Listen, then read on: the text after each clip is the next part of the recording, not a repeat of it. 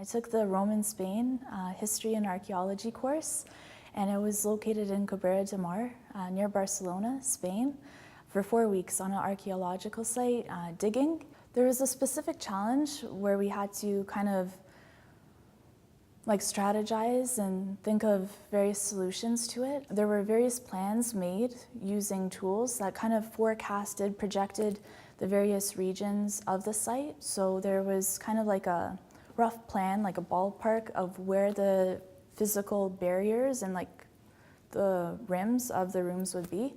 However, as we were excavating, sometimes we didn't come across those specific sites. Sometimes there'd be large boulders in other areas that we had to go around navigate.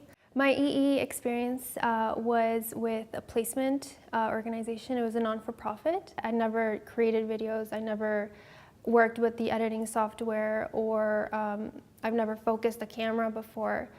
So, and also audio was a big deal. So that was a challenge, but eventually after properly researching and figuring out how I was going to do it, I was able to execute it and created the videos.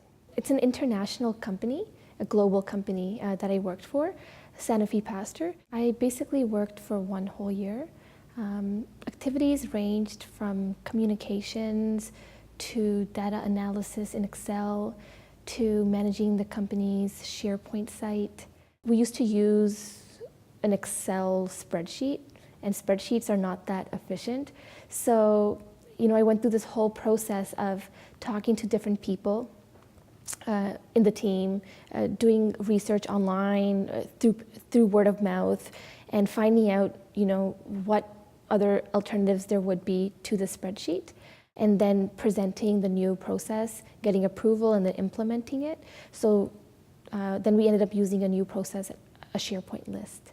Last year, I co-organized a symposium, an academic symposium on Japan with a small group of students, and I was the public relations coordinator, so my role consisted in getting the message across and basically working so that a lot of people would know about this event, and it really helped me to work on my networking skills and things like that.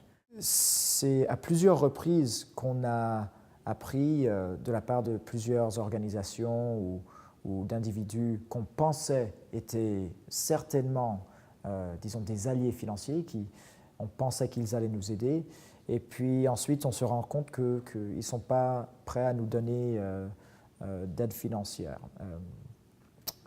Donc voilà, ça c'était un problème, et puis quand ça arrivait, en tant qu'équipe, on se regroupait et puis on se disait, bon, ça n'a pas marché avec cette personne-là ou cette organisation-là, qu'est-ce qu'on va faire maintenant? Qui est-ce qu'on pourrait contacter pour nous aider financièrement dans ce projet? Qui serait prêt à devenir un commanditaire?